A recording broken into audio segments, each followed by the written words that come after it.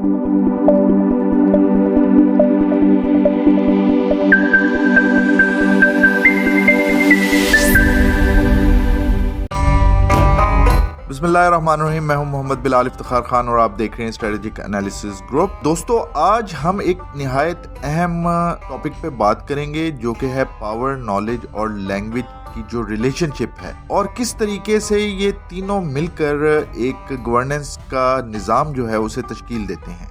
ख़ास तौर पे गैर यूरोपीय दुनिया पर किस तरीके से नॉलेज, पावर और लैंग्वेज के ज़रिए अभी तक जो यूरोपियन ताकतें हैं वो कंट्रोल रखे हुए हैं। ये सवाल कि ताकत कैसे चलती है महज फौज, हथियार या इकोनॉमिक बढ़तरी का मसला नहीं है। ताकत एक गैर महसूस तरीके से भी काम करती है, जहां नॉलेज और लैंग्वेज को एक मखसूस डिस्कोर्स की शक्ल देकर लोगों के ख्यालात, इरादों और रवैयों को कंट्रोल किया जाता है। यही वो नुक्ता है जिस पर मिशेल फोकाल्ट कहते हैं कि पावर महज जबर या रिप्रेशन का नाम नहीं, बल्कि ये एक ऐसा मैकेनिज्म है कि जो नॉलेज पैदा करता है और फिर इस नॉलेज को लैंग्वेज और डिस्कोर्स के जरिए समाज में फैलाया जाता है। जदीद रियासतें सिर्फ तशद्दुद से काबू नहीं पाती, बल्कि वो डिसिप्लिन और सर्विलेंस के जरिए ऐसी स्ट्रेटजी अपनाती हैं जो आम इंसान को खुद को काबू में रखने पे मजबूर कर देती हैं। मसलन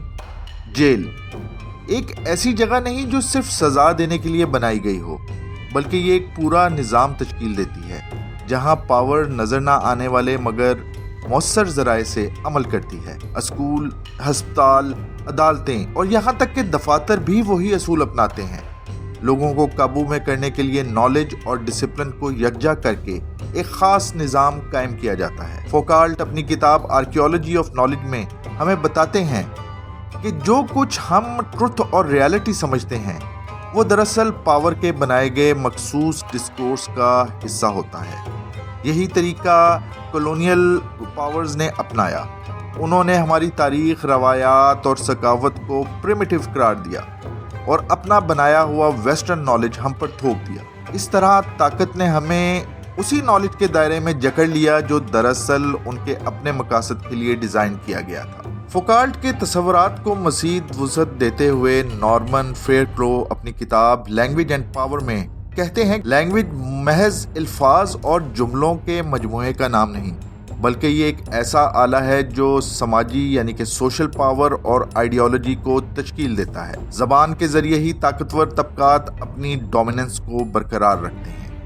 उन्होंने हमारी ज़बान कमज़ोर करके अपनी ज़बान को तरक्की और इल्म की ज़ुबान करार दिया है। मसलन जब हम फॉर्मर कॉलोनीज़ को देखते हैं तो हमें एक चीज़ सामने आती है कि अंग्रेज़ी, फ्रांसीसी, हिस्पानवी या स्पेनिश को तरक्की का मयार बना दिया गया है। इसी तरीके से जो इंडिजिनस यानी कि जो लैंग्वेजेस ऑफ द लैंड हैं उनको गैर मेयारी, पसमानदा और गैर साइंसी समझा जाता है, जबकि तालीम, ब्यूरोक्रेसी और कानून के निज़ाम को उन्होंने अपनी ही ज़बान में मरतब किया है। ये सब कुछ महज इत्तफाकिया नहीं, बल्कि ये पावर की सोची समझी हिकमत अमली थी ताकि गैर यूरोपीय अक़वाम को इस निज़ाम में फिट होने पे मजबूर किया जा सके जो नौ आबादियाती हुक्मरानों ने तरतीब दिया था। यहाँ हमें ये समझना होगा कि डिस्कोर्स का मतलब सिर्फ गुफ्तगू नहीं, बल्कि वो पूरा नजरियाती, साइंसी, तालीमी और सियासी ढांचा है जो किसी समाज को नॉलेज और ट्रुथ की तारीफ मुतय्यन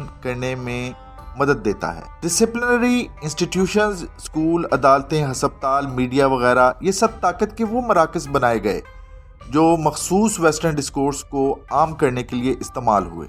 इसी तरीके से नॉलेज प्रोडक्शन यानी कि साइंस, तारीख और फ़लसफ़े को इस अंदाज में पेश किया गया कि यूरोपीय फ़िक्र को बरतर और मकामी दानिश को कमतर दिखाया जाए। लिंग्विस्टिक हेजेमनी यानी कि लैंग्वेज कंट्रोल के जरिए कॉलोनियल लैंग्वेजेस को ज़रूरी बना दिया गया ताकि तरक्की के तमाम मौके उन्हीं के ज़रिए हासिल हों। नतीजा इसका ये निकला कि इस पूरे डिस्कोर्स के ज़रिए ताकत इस हद तक इंटरनलाइज हो गई कि मकामी अक़वाम ने खुद को कमतर समझना शुरू कर दिया। उन्हें लगा कि तरक्की के लिए मगरबी फ़िक्र और ज़बान को अपनाना बहुत ज़रूरी है। दोस्तों, पावर हमेशा नज़र नहीं आती, बल्कि ये लैंग्वेज, नॉलेज और डिस्कोर्स के ज़रिए अपना तसल्लुत कायम रखती है। اگر ہم واقعی آزادی چاہتے ہیں اور اپنی آئیڈینٹی کو پرزرو کرنا چاہتے ہیں تو ہمیں نالج کو ریکلیم کرنا ہوگا جو ہمارا اپنا ہے. اپنی تاریخ اور علمی روایات کو دریافت کریں اور انہیں اپنی طاقت بنائیں. اپنی لینگویج کو بحال کریں. اپنی مادری زبان کو مضبوط کریں اور اسے تعلیم، قانون اور معیشت کا حصہ بنائیں. اسے دفتری زبان بنائیں اور کریٹیکل ڈسکورس انالیسس کریں اور یہ سمجھیں کہ کون سا ڈسکورس ہمارے خلاف بنایا گیا اور اس کا توڑ کریں. یہی وہ راستہ ہے جس سے ہم طاقت کے اس پوشیدہ مگر نہایت مؤثر نظام کو شکست دے سکتے ہیں. اگر آپ کو ہمارا کام پسند آیا ہے تو ویڈیو کو لائک کیجئے، چینل کو سبسکرائب کیجئے، کومنٹ کر کے اپنا فیڈ بیک دیجئے اور اپنے دوستوں کے ساتھ ویڈیو لنک کو شیئر کیجئے.